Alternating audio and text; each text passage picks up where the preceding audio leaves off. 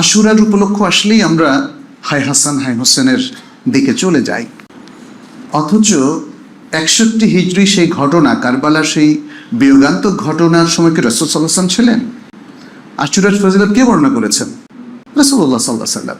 এবং তিনি তার মক্কি জীবনেও বর্ণনা করেছেন এই বিষয়টা, আমল করেছেন, মাদানী জীবনেও করেছেন। ফলে আশুরার ঘটনা যদি কেউ বর্ণনা করতে চান তাহলে সেখান থেকে আসতে হবে। এটি হচ্ছে মূল ইতিহাস, এবং সেখানকার কি শিক্ষা সেটাও আমাদেরকে তুলে ধরতে হবে।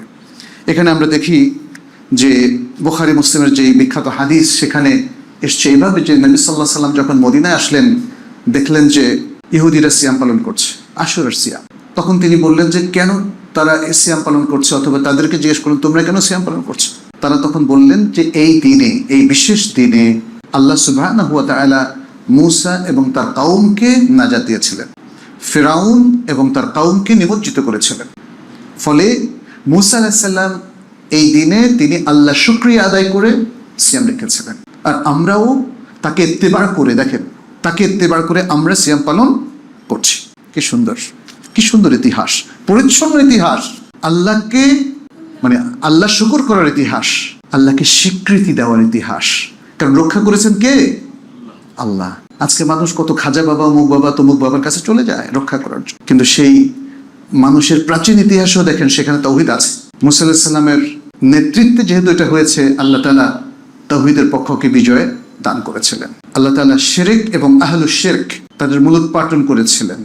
সুতরাং আশুরার ইতিহাস হচ্ছে তাওহীদ আর শিরকের দ্বন্দ্বের ইতিহাস, হক এবং বাতিলের দ্বন্দ্বের ইতিহাস, যে দ্বন্দ্বটা পৃথিবীর একদম শুরু থেকে চিরন্তন দ্বন্দ্ব হিসাবে চলে আসছে। এবং এটা সে আদম আলাইহিস সালামের পরে প্রত্যেক নবীর যুগে প্রত্যেক উম্মতের মধ্যে ঘটেছিল, মূসা আলাইহিস সালামের পরে ঈসা আলাইহিস সালামের সময় ঘটেছিল, এবং সর্বশেষ নবী মুহাম্মদ সাল্লাল্লাহু আলাইহি ওয়াসাল্লামও তিনি হক এবং বাতিলের দ্বন্দ্বের মধ্যে তিনিও পতিত হয়েছিলেন। কিন্তু নবীরা সব হকের পক্ষে ছিলেন, শেষ পর্যন্ত আল্লাহ হককেই বিজয়ী করেছেন। যদিও আহলুশ শিরক, আহলুল কুফর, তারা পৃথিবীতে সবসময় প্রচুর বিপর্যয় সৃষ্টি করে, এখনো করে যাচ্ছে, করতেই থাকবে। সুতরাং আশুরার ইতিহাসটাকে আইডেন্টিফাই সঠিকভাবে করতে হবে। এই জায়গাটা আমাদের একটা ত্রুটি হয়ে যাচ্ছে।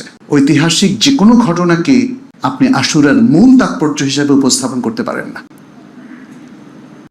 আল্লাহ সুবহানাহু ওয়া তাআলা এই মুহররম মাসকে যেভাবে চিত্রিত করলেন, এবং নবী সাল্লাল্লাহু আলাইহি ওয়াসাল্লাম আশুরার ঘটনাটাকে যেভাবে উম্মার সামনে পেশ করলেন, এটা হচ্ছে আশুরার মূল চেতনা, আশুরার মূল ঘটনা এবং আশুরার মূল ইতিহাস।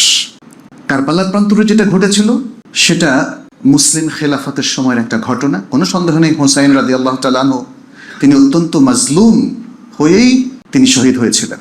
কারণ যে কোনো ব্যক্তি মাজলুম হয়ে মৃত্যুবরণ করলে সে শাহাদাতের মর্যাদা পায়। এটা সহিহ মুসলিমের হাদিস, মান কুতিলা দুনা নাফসিহি ফাহুয়া শাহীদ ওয়া মান কুতিলা দুনা মালিহি ফাহুয়া শাহীদ। সেই ব্যাপারে তো কারো কোনো সন্দেহ নাই, কিন্তু সেটা আশুরার মূল ঘটনা নয়। আশুরার এই দিনে পৃথিবীর ইতিহাসে যদি দেখেন আরো কত ঘটনাই ঘটেছে। মানুষের ফোকাসকে আসল জায়গা থেকে অন্য জায়গায় নেওয়া যাবে না, তাহলে মুসলিম উম্মাহ তার পথ হারাবে।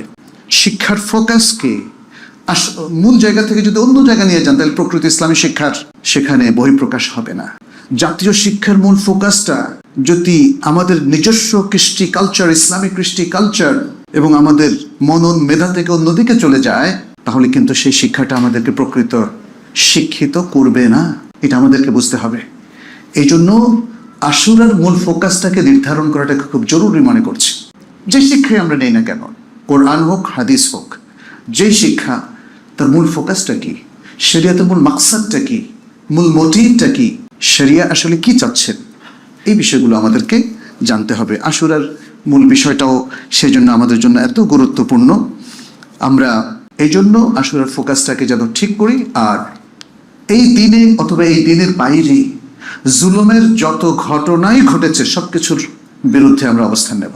এটাই তো আমাদের ঈমান বলে, এটাই ইসলাম আমাদেরকে শেখায়, এটাই কোরআনের মূল বক্তব্য, এটাই হাদিসের মূল বক্তব্য।